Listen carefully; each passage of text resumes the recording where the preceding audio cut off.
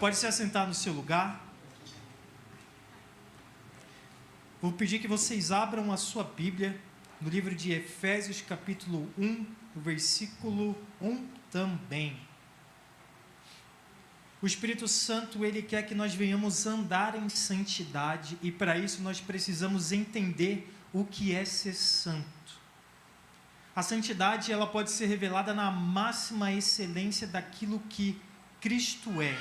E sobre isso nós colocamos um alvo da qual nós precisamos viver a nossa vida. A santidade está relacionado aos olhos fitados em Cristo, para compreender que a santidade não é algo, mas é alguém, porque Ele é santo.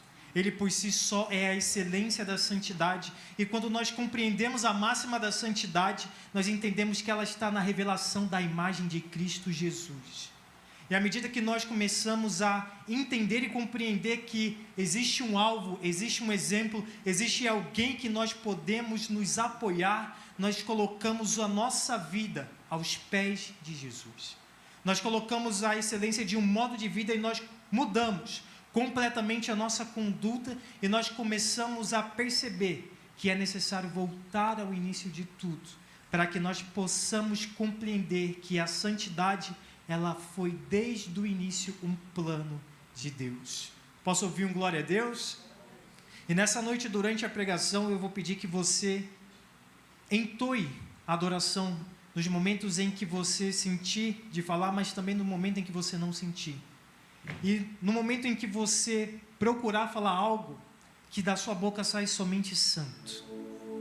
Que você possa declarar a santidade de Deus no nosso meio, porque através do Espírito Santo, uma vez reconciliados com o Pai, Ele habita em nós e nós podemos abrir a nossa boca e declarar a santidade de Deus. Então nesse momento eu quero que, seja no momento em que o pregador estiver entoando a palavra, seja no momento em que você ser incomodado ou sentir o Espírito Santo falando com você, que você fale santo, santo, santo. Amém? Então vamos fazer um teste?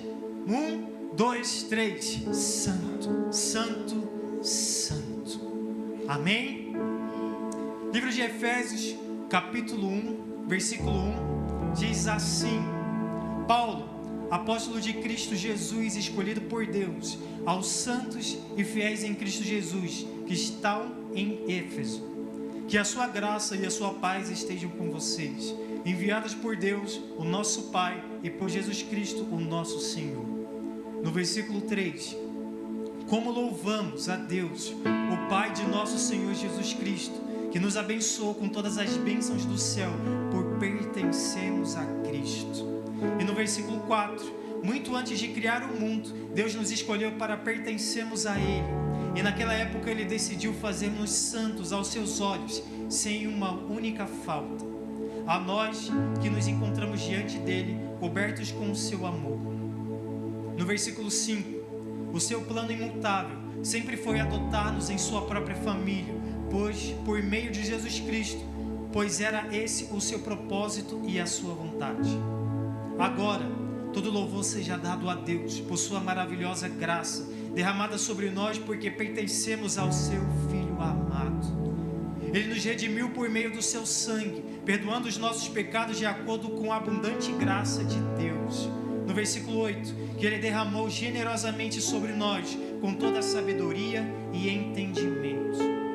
No versículo 9, Deus nos revelou a sua razão secreta para enviar Cristo, um plano que Ele em misericórdia traçou há muito tempo. Este era o seu propósito. Na plenitude do tempo, Ele reunirá tudo o que existe, no céu e na terra e debaixo da autoridade de Cristo, porque nele nós fomos escolhidos e predestinados como parte do plano soberano de Deus, que faz tudo conforme a sua vontade. No versículo 12, o propósito de Deus nisso era que louvássemos a Deus e dessemos glória a Ele por ter feito essas coisas poderosas por nós, que fomos os primeiros a confiar em Cristo. No versículo 13, e por causa daquilo que Cristo fez, também todos vocês que ouviram o Evangelho sobre a maneira de sermos salvos e creram em Cristo, foram marcados pelo Espírito Santo como pertencentes a Cristo, o qual há muito tempo havia sido prometido. E no versículo 14, para finalizar, a sua presença em nosso íntimo é a garantia de que Deus realmente nos dará tudo quanto prometeu. E o sinal do Espírito a nós significa que Deus já nos comprou e que Ele garante levar-nos para si mesmo. E esta é mais uma razão para que louvemos o nosso glorioso Deus. Aleluia! Feche seus olhos, curve sua cabeça. Pai querido e amado, pedimos que o Senhor continue falando poderosamente conosco, em nós e através de nós. Pedimos que o Senhor venha limpar, Senhor, a nossa mente, o nosso coração, o nosso subconsciente, e arranca, Senhor, qualquer coisa que possa nos impedir de receber a Tua palavra. Levanta sobre nós, Senhor, o manto espiritual, e tudo aquilo que é impuro e imundo venha a ser lançado para fora, e permaneça somente aquilo que está entronizado, derramado nos céus sobre nós, e através disso, em Cristo Jesus, uma vez lavados e purificados pelo sangue derramado na cruz, nós possamos, Senhor, ser irrepreensíveis assim como o Senhor é, para que nós sejamos santos diante de Ti, e através disso receber a Tua palavra, que gera em nós renovação, santidade e por si só salvação. E aquele que crê, diga amém. Em Efésios capítulo 1, versículo 4, existe uma simplicidade e uma forma única em que o autor revela a Cristo sobre nós. Nós fomos escolhidos nele para sermos santos e irrepreensíveis diante dele. Nesse plano, nós fomos criados e à imagem e semelhança de Deus. Por isso, nós colocamos aquilo que Cristo fez, porque através do sangue derramado na cruz, nós fomos redimidos. Os nossos pecados foram perdoados. E nisso, hoje, nós estamos em abundante graça, porque o Filho percorreu um caminho colocado por Cristo, para que nós pudéssemos nos aproximar de Deus e nós pudéssemos contemplar a santidade de Deus. Amém? A cruz foi carregada, o Cordeiro sem defeitos foi crucificado. Cristo, Ele se colocou como o sacrifício vivo. O véu foi rasgado e agora nós temos acesso a Deus, e nós não somos consumidos por Ele, mas nós temos acesso ao Filho, se tornando semelhantes ao Pai, e hoje nós possamos ser agraciados, sendo encontrados filhas e filhos do Deus Altíssimo. Tem filha e filho de Deus nesse lugar? Diga amém. Amém. Nós fomos comprados, nós fomos reconciliados com o Pai, nós fomos achados por Ele, e assim nós podemos entender que lá em Gênesis, desde o primeiro momento, nós fomos criados por Deus. Em Gênesis capítulo 1, versículo 27 diz assim: assim Deus criou o ser humano, a semelhança e a sua imagem, e a imagem de Deus o criou, homem e mulher o criou. Nós fomos chamados para ser a semelhança de Deus. A partir do momento em que entendemos isso, nós vivemos uma vida onde nós podemos refletir, transmitindo a santidade de Deus, exalando a sua presença. Sabe quando você está perto de uma pessoa que ela exala algo tão bom, tão puro, tão genuíno e sincero, onde você olha para aquela pessoa e fala: nossa, aquela pessoa é diferente, nossa, aquela pessoa tem algo tão bom que dá vontade de estar perto dela, nossa, aquela pessoa tem algo que quando eu olho para ela, o ambiente pode estar parado, mas quando aquela pessoa fala, quando aquela pessoa começa a se mover, quando aquela pessoa faz algo, parece que os céus se abrem, a glória de Deus é derramada e tudo se faz novo. E isso é por intermédio da graça de Deus. Isso é por intermédio de Cristo Jesus, que habita em nós, e através de nós podemos transmitir a santidade de Deus. Nisso nós entendemos em Levítico capítulo 19, no versículo 1 ao versículo 2, onde diz assim: disse mais o Senhor a Moisés: diga o seguinte a toda a comunidade de Israel: sejam santos, porque eu, o Senhor, o Deus de vocês, sou santo. Posso ouvir um amém? Na cultura hebraica existe uma simbologia que tenta demonstrar a máxima e a elevação de algo. Quando a gente ouve uma repetição, quando a gente vê uma multiplicação, ou quando a gente ouve um superlativo encontrado na Bíblia, quando a gente pode colocar, por exemplo, quando Pedro pergunta para Jesus: quantas vezes precisamos perdoar? E Jesus ele fala: perdoar 70 vezes 7. Ou então quando existe uma expressão, quando fala que o povo de Israel iria colher 100 por 1. Ou então quando Jesus fala: em verdade vos digo. Deus ele está tentando trazer, através do hebraico, o superlativo e a excelência de algo, quando algo é colocado em repetição. Todo mundo conseguiu entender essa parte? O interessante é que na Bíblia existem muitos atributos que estão relacionados a quem Deus é. Mas quando Deus ele quer se revelar no meio do seu povo e no meio da santidade, existe a divindade que é revelada por Cristo, aonde existe a expressão 3 vezes: santo, santo, santo. Ele por si só é santo. E a santidade de Deus, ela não pode ser comparada a absolutamente nada nos céus, na terra e nem debaixo da terra. Isso demonstra uma importância, porque se entendemos que Ele por si só é santo, nós precisamos estar com os nossos olhos fitados a Ele. Mas a partir do momento em que o pecado entra, a partir do momento em que aquilo que nos afasta de Deus entra, os nossos olhos, ao invés de estar fitados no alvo, eles passam a se colocar em disposição de olhar para qualquer coisa ao nosso redor. A gente tira o alvo da santidade e a gente começa a carregar um sentimento de medo, de temor, de tenebrosidade, achando que nós não somos mais merecedores de olhar a santidade de Deus. Mas realmente nós não somos merecedores, nós não somos dignos, mas o nosso pecado, o nosso erro, a nossa falha, aquilo que nós fazemos não altera a santidade de Deus, mas é a santidade de Deus que transforma o pecador e faz com que ele possa ser purificado. É a santidade de Deus que transforma o homem e faz ele se tornar uma nova criatura. Paulo ele fala: onde antes abundou o pecado, hoje sobremodo a excelência da graça de Deus sobrepujou. Às vezes você pode ser acusado na sua mente por algo. Às vezes o seu subconsciente, ou até mesmo você olha para você e fala: eu sou culpado, eu sou condenado, eu não sou merecedor da graça.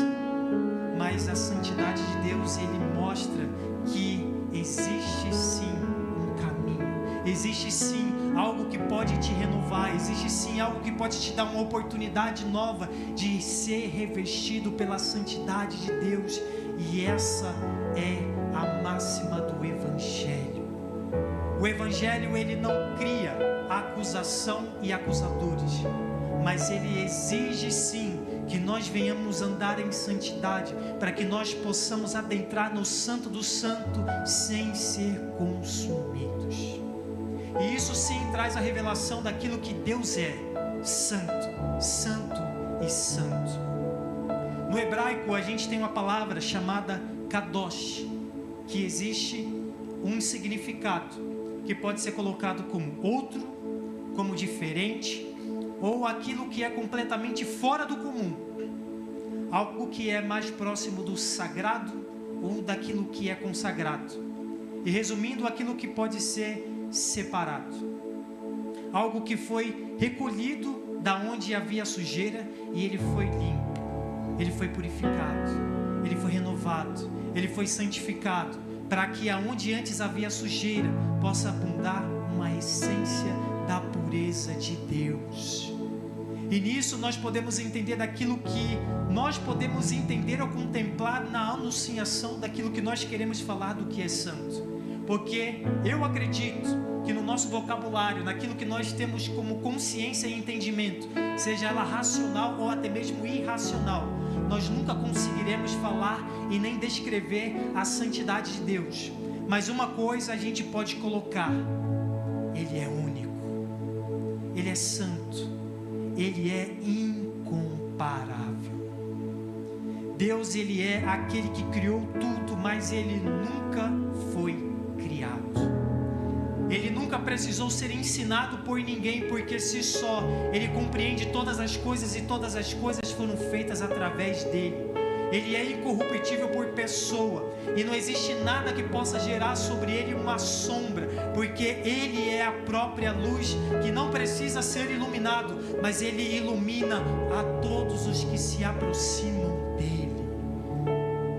Eu vou fazer uma analogia sobre algo que pode trazer uma comparação daquilo que Deus é. Vamos imaginar que quem aqui teve na excursão que a gente fez sobre o Museu da Bíblia, diga amém? Foi legal, não foi? Vamos marcar uma próxima, se Deus quiser, em nome de Jesus, amém?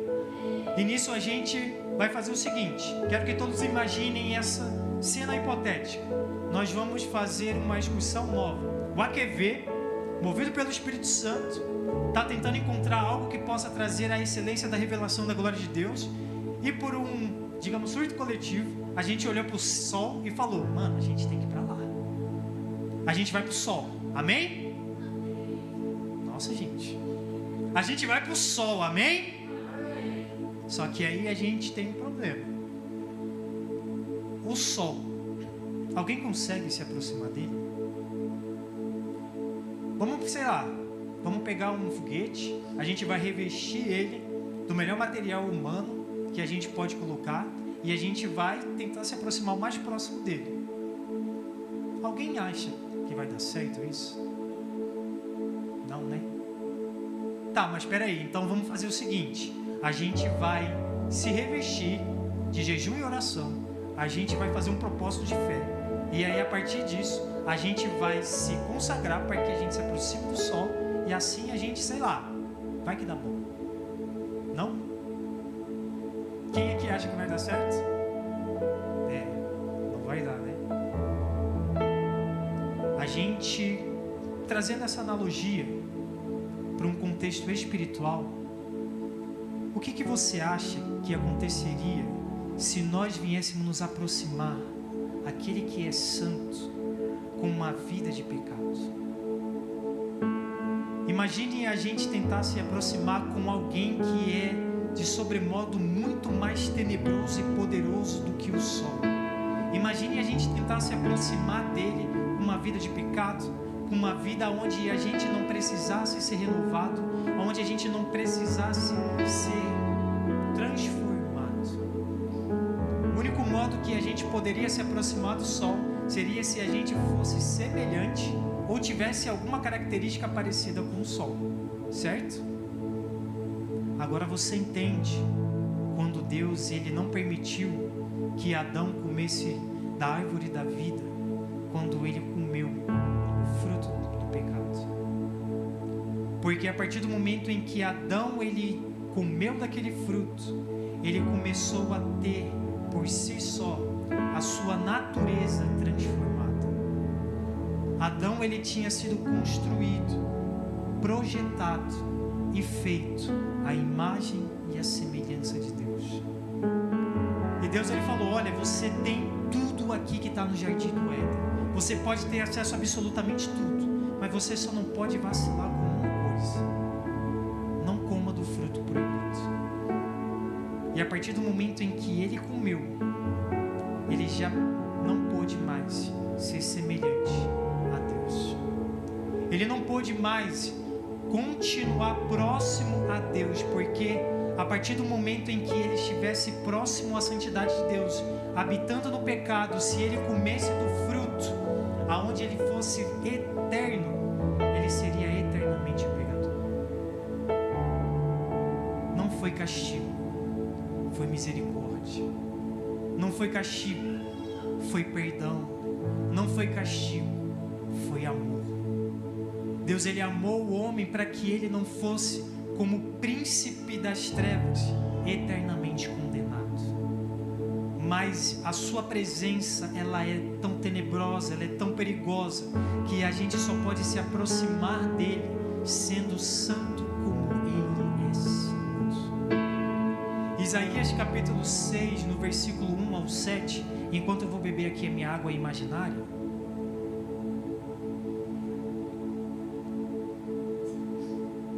posso ouvir um amém? Eu só estou fazendo isso para a gente conseguir um tempo, enquanto minha garganta também dá um alivio, para vocês abrirem a Bíblia. Se você achou, diga amém. Se você não achou, diga misericórdia. Todo mundo achou? Belezinha. Então, Isaías capítulo 6, do versículo 1 diz assim: no ano em que o rei Uzias morreu, eu vi o Senhor, e Ele está assentado em um trono alto e majestoso, e todo o templo estava cheio da sua glória.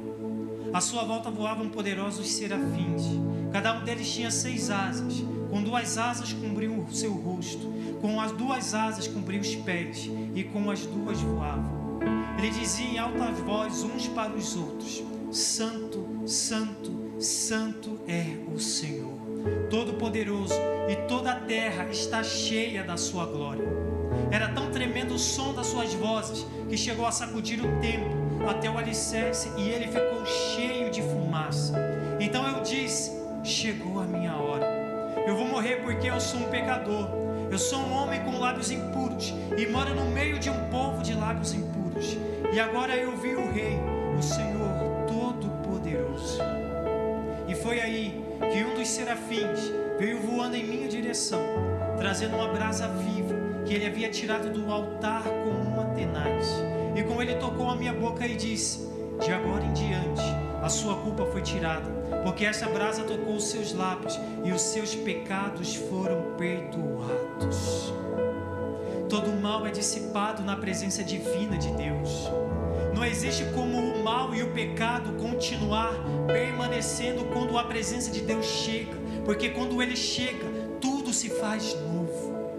A luz, ela bane por inteiro todas as trevas, e pedaços de nós vão sendo esmotados à medida que partes da santidade de Deus continua preenchendo-nos, para que nós venhamos estar na sala do trono, não sendo consumidos pela presença de Deus. Em 1 Pedro, capítulo 1, do versículo 14,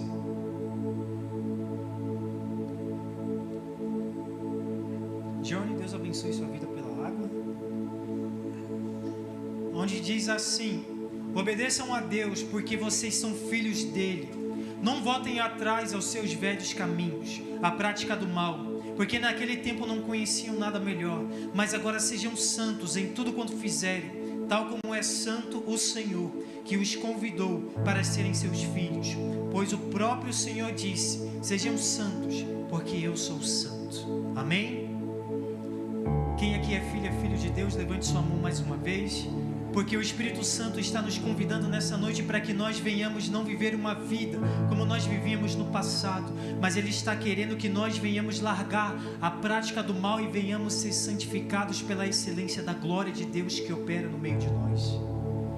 Deus, Ele quer trazer com que a queda que o homem teve, da separação de Deus, que uma vez entrou no mundo pelo velho Adão, trazendo a consequência do castigo, hoje nós possamos ter a proteção em Cristo Jesus, pela sua misericórdia que nos livrou de sermos eternamente condenados. Adão se afastou da santidade, e a queda do homem trouxe a separação do homem para com Deus. Mas Deus, Ele tinha um plano para que o homem fosse reconciliado com Ele. Imagine o que aconteceria com Adão ao se aproximar daquele que é santo. Ele seria completamente consumido. E isso cabe também a nós nos dias de hoje. O que vai acontecer com nós se nós continuarmos vivendo uma vida de pecado, uma vida de erros, aonde não sejamos completamente remidos, transformados e purificados pela glória de Deus. Nós estamos tendo a oportunidade de termos uma nova construção, tirando a velha natureza e trazendo sobre nós uma natureza santificada de Deus, que venha trazer em nós o motivo da apropriação, de viver não de uma graça que não nos custa nada, mas de uma graça que opera em nós a remissão de pecados, fazendo com que nós não sejamos mais os mesmos, mas que nós sejamos aquele que Cristo nos proporcionou ser, filhas e filhos de Deus. fica claro assim que Deus ele removeu o acesso a Adão à árvore da vida. Mas nisso também nós podemos entender que Moisés, ele olhou para a santidade de um modo diferente. Adão ele olhou para a santidade como algo que lhe condenaria, mas Moisés ele olhou para a santidade com uma perspectiva e um olhar diferente. Em Êxodo 33, no versículo 15, diz assim: então Moisés disse: se a sua presença não for comigo, não nos mande sair desse lugar. Como eu e o meu povo saberemos se nós podemos contar com o seu favor, se o Senhor não for conosco? Quem poderá saber que somos o seu povo e que somos diferentes de todos os povos da terra? Moisés ele olhou para algo que antes o homem olhou como condenação, mas ele olhou e disse: Senhor, não me permita sair daqui sem a tua presença. A gente precisa carregar no nosso coração uma vida aonde nós não possamos dar um passo sem com que a presença de Deus venha nos direcionar o caminho que nós precisamos seguir.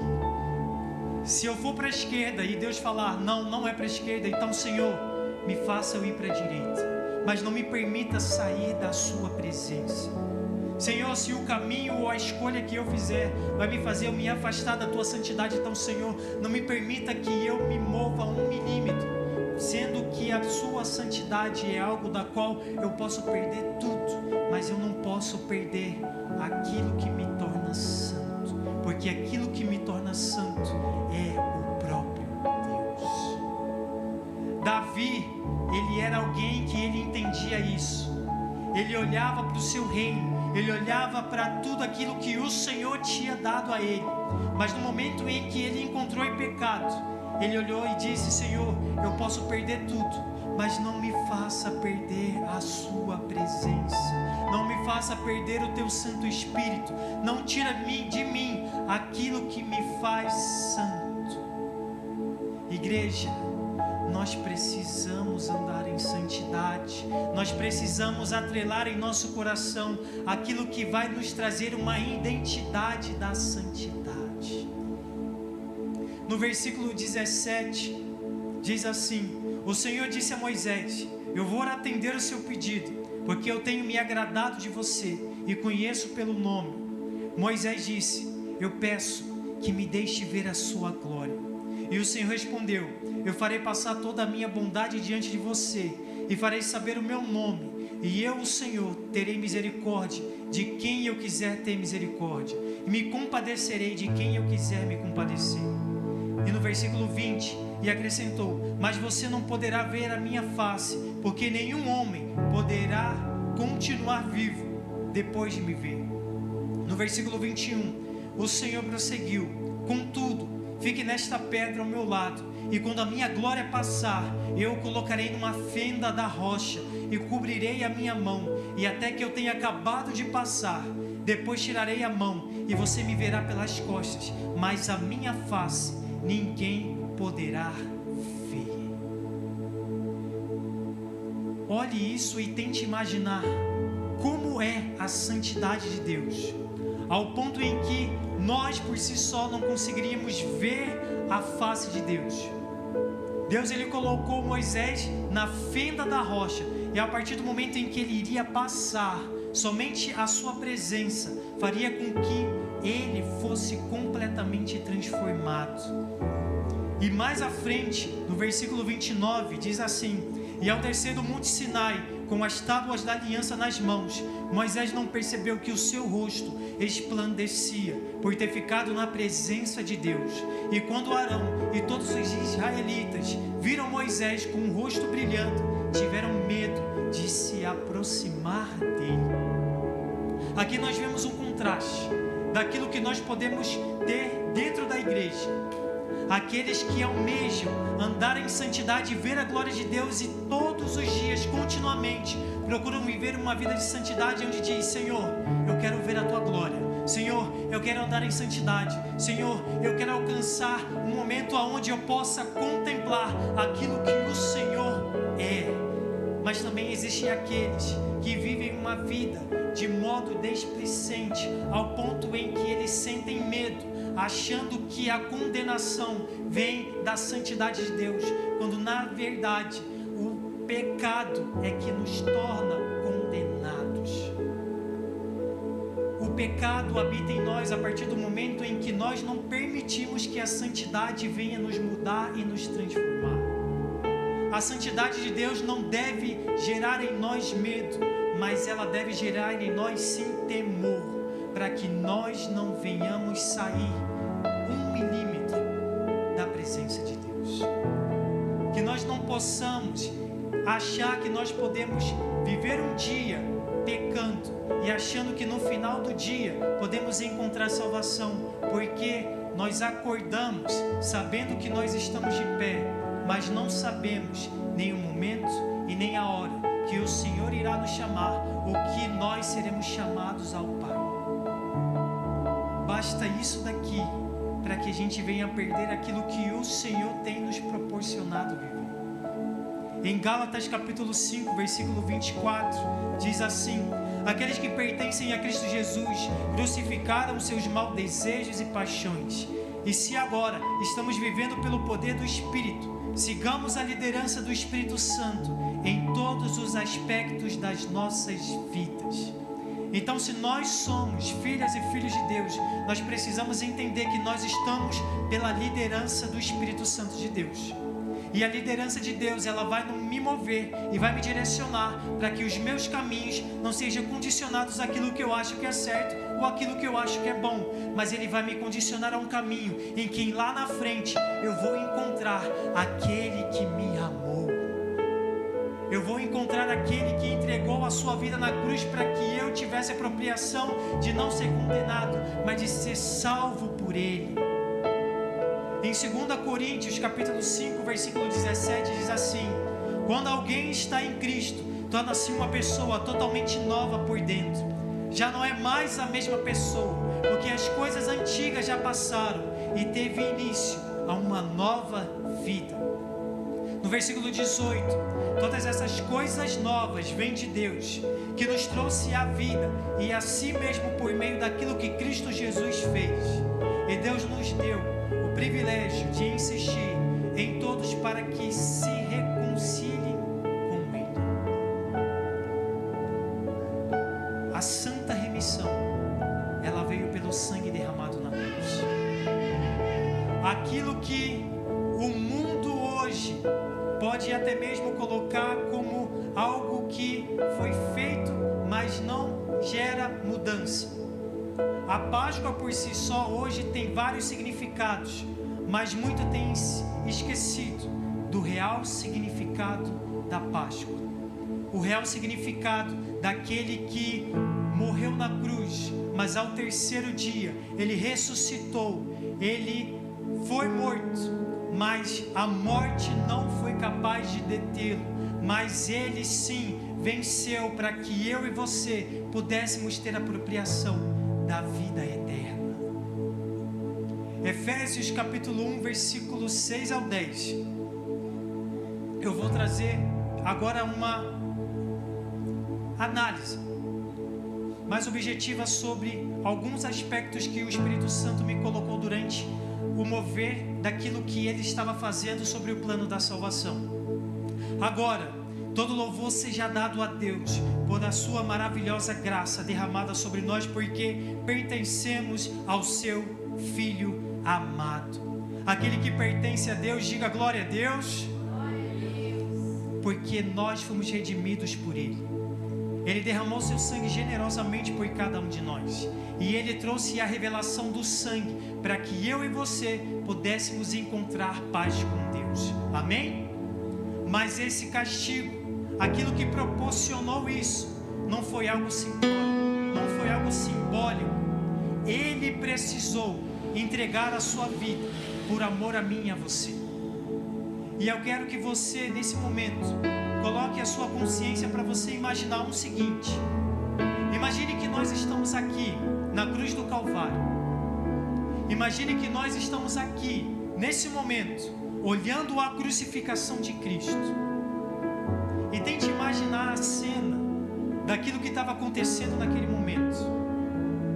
Alguns estudiosos e algumas pessoas que procuram trazer uma elucidação de como foi a crucificação de Cristo, fala que ele sentiu uma dor e o seu corpo entrou em tal colapso que ele suava gotas de sangue. Ferramentas foram construídas para que ele fosse moído, a sua pele fosse completamente desconstruída.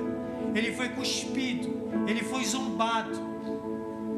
Colocaram sobre ele uma coroa de espinhos. Imagine a gente nesse momento, vendo a crucificação de Cristo aqui nesse momento. Tente parar um momento só e imaginar aquilo que estava acontecendo naquele lugar. Isaías 53 diz assim: quem creu naquilo que nós anunciamos? A quem foi revelado o poder do Senhor? Aos olhos de Deus ele era um pequeno ramo, brotado de uma raiz em terra seca, mas em nós ele não tinha beleza alguma. Não havia nada em sua aparência que chamasse a nossa atenção ou que nos agradasse. Ele foi desprezado e rejeitado por todos.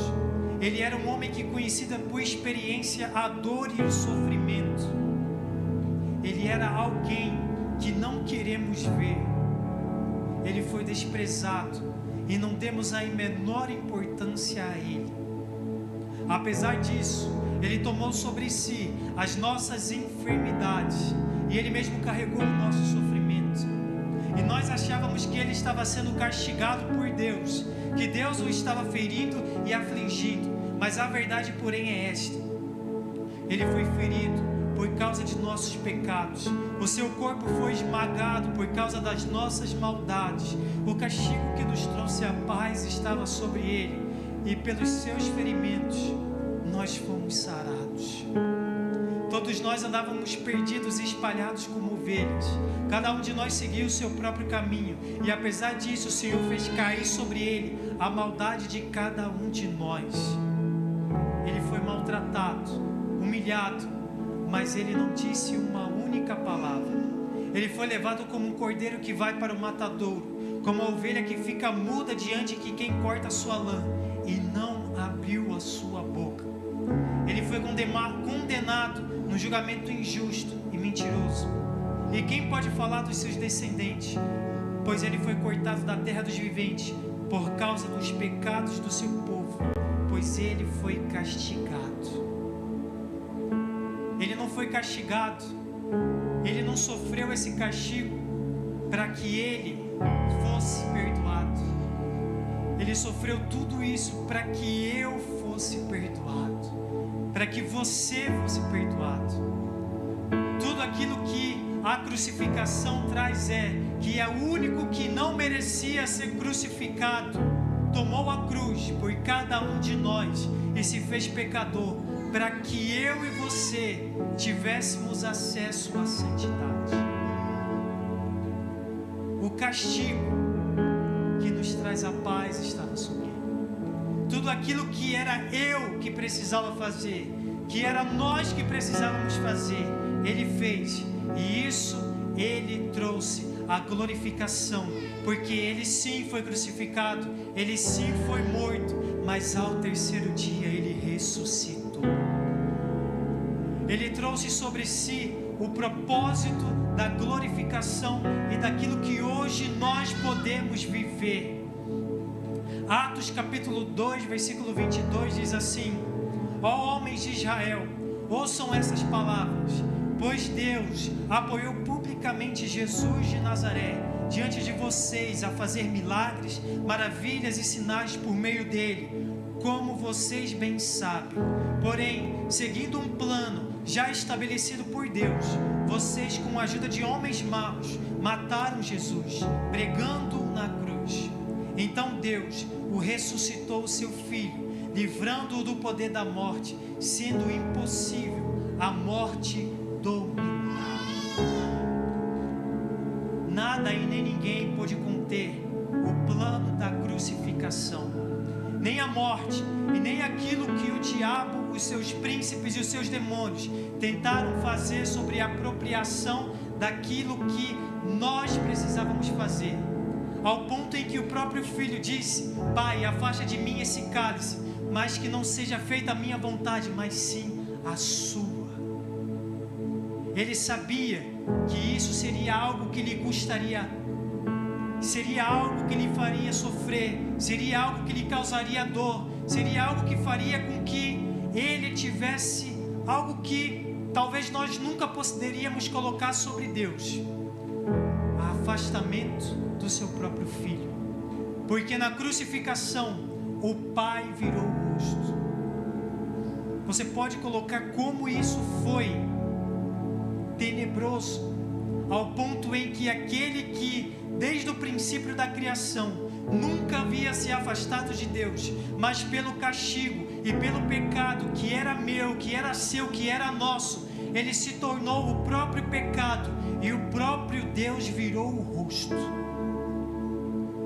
Mas tudo isso lhe gerou uma glória que não durou somente 3 dias, mas é uma glória que vive e ela está entronizada no trono de Deus, e ela está para todo sempre. Apocalipse capítulo 1, versículo 18: Pois o vivente que morreu, que está agora vivo para sempre, pois eu tenho as chaves da morte e do inferno. O trono não está vazio. Existe alguém que está assentado, e aquele que está assentado, nem a morte foi capaz de vencê-lo, porque ele ressuscitou. Atos 2, 33. E agora, Jesus está assentado no trono da mais alta honra do céu, à direita de Deus, e tal como prometeu o Pai, enviou o Espírito Santo e derramou o que vocês estão vendo e ouvindo hoje. Tudo aquilo que nós temos, tudo aquilo que nós estamos ouvindo, até mesmo nessa noite, é porque Cristo ressuscitou. É porque Ele está vivo, é porque Ele está assentado no trono, é porque o plano da glorificação de Deus, Ele não falhou e Ele não falhará, porque Ele disse que Ele virá para buscar a sua igreja e buscará os seus filhos que andam em santidade, para que todos os joelhos se dobrem e toda língua confesse que Ele é o Senhor. Fique de pé no seu lugar, enquanto o ministério de louvor sobe novamente.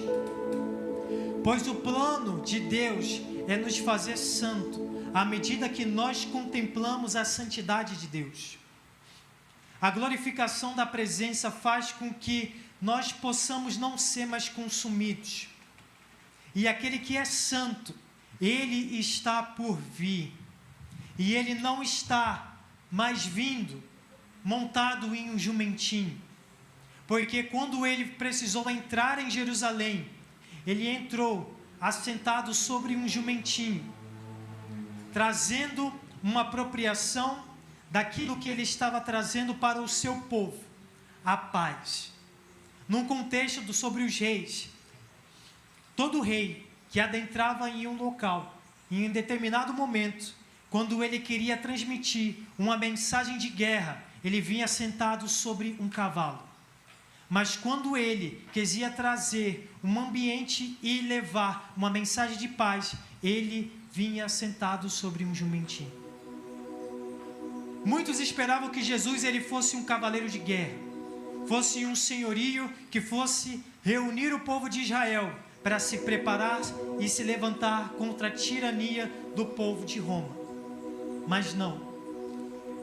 Ele veio demonstrando que o seu reino não é deste mundo. Ele não veio naquele momento trazer guerra, ele não veio naquele momento trazer espada, ele veio naquele momento demonstrar misericórdia sobre todo aquele que necessitava e encontrava na apropriação de entender que ele era o Filho de Deus. Mas aquele que vai vir, ele não vai vir mais assentado sobre um jumentinho. Apocalipse capítulo 19, versículo 11, diz assim: Nisso vi os céus abertos e um cavalo branco diante de mim, e aquele que está montado no cavalo se chama Fiel e Verdadeiro. Ele é aquele que julga e guerreia com justiça. Os olhos dele eram como labaredas de fogo, e na sua cabeça havia muitas coroas. Na testa dele estava escrito o nome, e só ele sabia o seu significado. Estava vestido com roupas mergulhadas em sangue, e o título dele era A Palavra de Deus. Os exércitos dos céus, vestidos do linho mais fino, branco e limpo, seguiam-se, montados em cavalos brancos. E da sua boca saía uma afiada espada para derrubar as nações, e eles a governou com uma vara de ferro, e pisou no lagar do furor da ira do Todo-Poderoso. E no manto e na sua coxa dele estava escrito: Rei dos Reis e Senhor dos Senhores. Aquele que está sentado no trono, ele é santo, e ele virá. Nós precisamos entender e temer a santidade de Deus, pois Cristo, Ele não te condena, pois Ele tem a capacidade de tornar santo à medida que você o contempla e lança no chão as suas coroas e rende adoração àquele que é santo. E quais são as coroas que nós temos colocado em nossas vidas? Qual é a coroa que nós temos carregado em nosso coração? O que é que nós temos colocado como Senhor de nossas vidas? Pois o Espírito Santo de Deus, nessa noite, quer nos redimir, quer nos purificar e quer nos derramar uma santidade genuína e pura no meio de nós.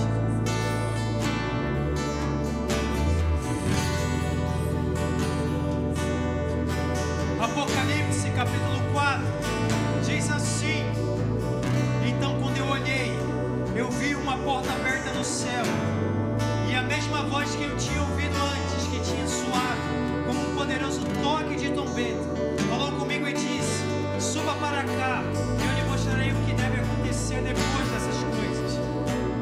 E no mesmo instante, eu fui dominado pelo Espírito Santo, e eu vi um trono no céu, e alguém estava sentado nele, e o seu rosto brilhava como as pedras de jaspe e sardônio, e um arco-íris fulgante como de esmeralda, e envolvia o trono nos céus. E esse trono estava rodeado por 24 tronos, com 24 anciões assentados sobre eles, todos vestidos de branco, com coroas de ouro em sua cabeça. E no trono saíam relâmpagos e trovões, e haviam vozes no trono. Bem na frente do trono dele havia 7 lâmpadas acesas, que são 7 Espíritos de Deus. E diante do trono estava se acendendo um brilhante mar celestial. E no quarto trono, em uma forma de leão, o segundo parecia um boi, e o terceiro o rosto de um homem, e o quarto tinha a forma de uma águia, com asas abertas como se estivesse voando. Cada um desses seres viventes tinha 6 asas, e a parte central das asas dele estava coberta de anjos. Dia e noite eles diziam: Santo, Santo, Santo é o Senhor, Deus Todo-Poderoso, que era e que há de vir. E quando os seres viventes deram glória, honra e agradecimentos àquele que estava sentado no trono, caíram-se diante dele e adoravam aquele que vive e vive eternamente, e depositaram as suas coroas, dizendo: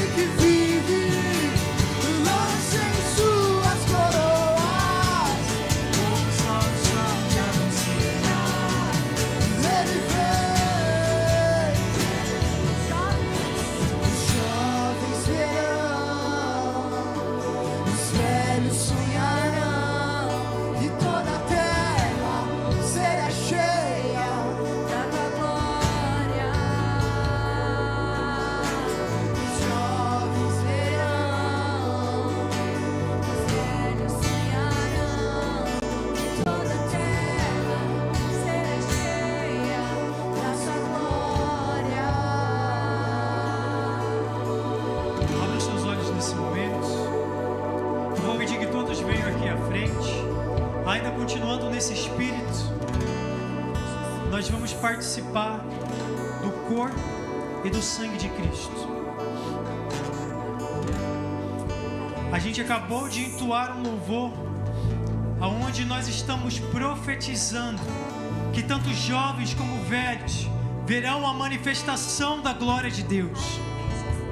E nós não estamos aqui fazendo algo por acaso. Nós não estamos aqui entronizando homens. Nós não estamos aqui somente para passar um tempo, não. Mas nós estamos aqui para declarar a santidade de Deus em nosso meio. Eu vou passar sobre cada um de vocês e vocês vão pegar o corpo e o sangue de Cristo. E nesse momento você vai colocar sobre a consciência e olhar e perguntar a si mesmo: o que é que tem me feito ou me impedido de me aproximar da santidade de Deus? O que é que tem me impedido de receber essa santidade? O que é que tem me condenado? O que é que tem me acusado? O que é que tem me assombrado? O que é que tem me colocado uma sombra e se levantado como um senhor de adoração, me impedido de realmente entregar uma adoração genuína a Deus? E nesse momento você vai pedir que Deus arranque por inteiro qualquer tipo de coroa que tenha sido entregue e coloque sobre as suas mãos uma coroa que venha ser entregue somente àquele que é digno de honra, de glória e louvor. Nesse momento, feche seus olhos. Nesse momento, feche seus olhos e tome-se por consciência e peça perdão por qualquer coisa que tenha se levantado como uma sombra de adoração sobre a sua vida. Qualquer tipo de senhorio que tenha sido levantado, qualquer coisa que tenha se colocado diante da santidade de Deus e tenha te impedido de receber ela. E nesse momento você vai dizer: Senhor, limpa-me, Senhor, por inteiro. Purifica, Senhor, a minha alma. Tira, Senhor, qualquer tipo de acusação que tem se levantado sobre mim. E nesse momento eu coloco a Ti como o único Senhor, digno de honra, glória, majestade e poder. Levante para os céus o corpo de Cristo.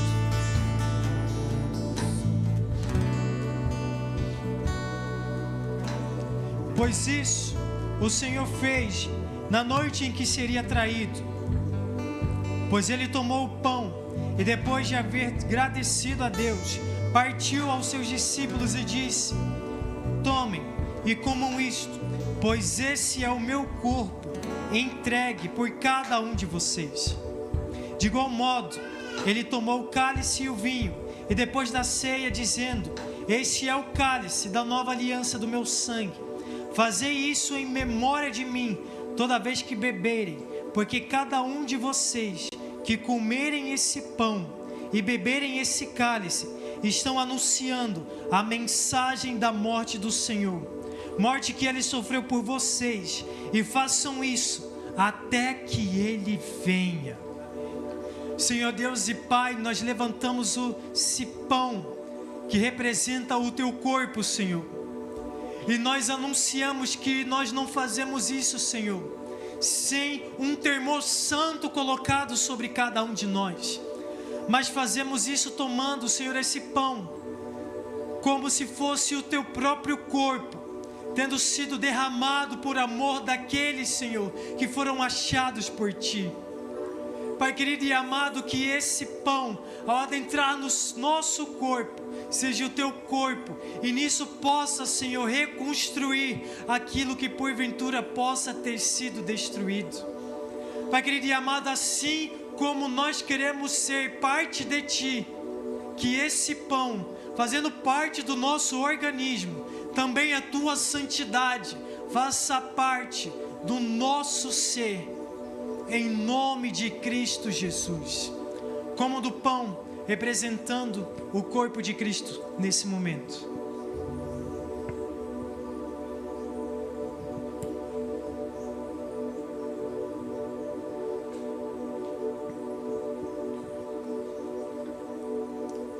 Mastigue com calma. E traga sobre a sua consciência o sacrifício de Cristo feito por cada um de nós.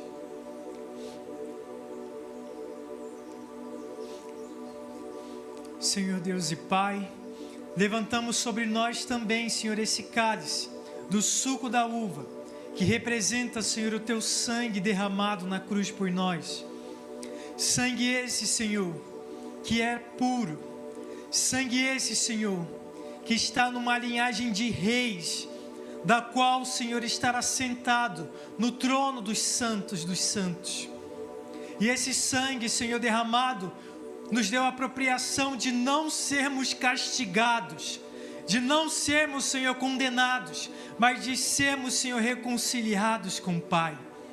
Senhor Deus, fazemos isso, trazendo sobre nós esse temor santo, para que isso não seja feito de qualquer jeito, não, mas que isso seja, Senhor, a anunciação de que o Senhor está vivo, que o Senhor é aquele que disse que viria e veio pelo amor dos seus. E assim como o Senhor também disse que um dia retornará, nós fazemos isso em memória da Tua palavra, porque cremos que o Cordeiro Santo se levantará do trono e virá em busca da sua igreja. E nisso, Senhor, nós queremos encontrar-nos contigo, sem qualquer tipo de pecado, sem qualquer tipo de erro, sem qualquer tipo de falha. Mas assim como o teu sangue nos limpa, nos lava e nos purifica, que sejamos, Senhor, renovados e estejamos alvos como a neve. E nisso, Senhor, possamos transmitir a santidade que há no Filho de Deus. Nesse momento, Senhor, participamos desse cálice, que é o teu sangue, derramado na cruz por cada um de nós, em memória do Filho, em nome de Jesus.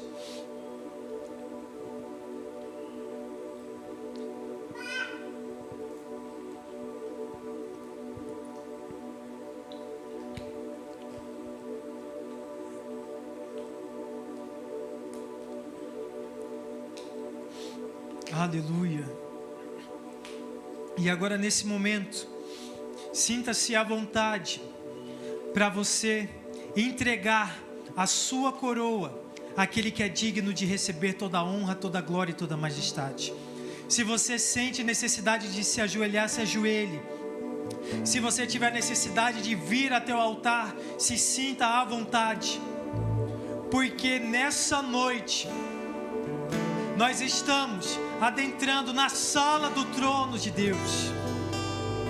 E, Senhor, nós queremos, Senhor, sair daqui completamente transformados e resplandecendo da Tua presença.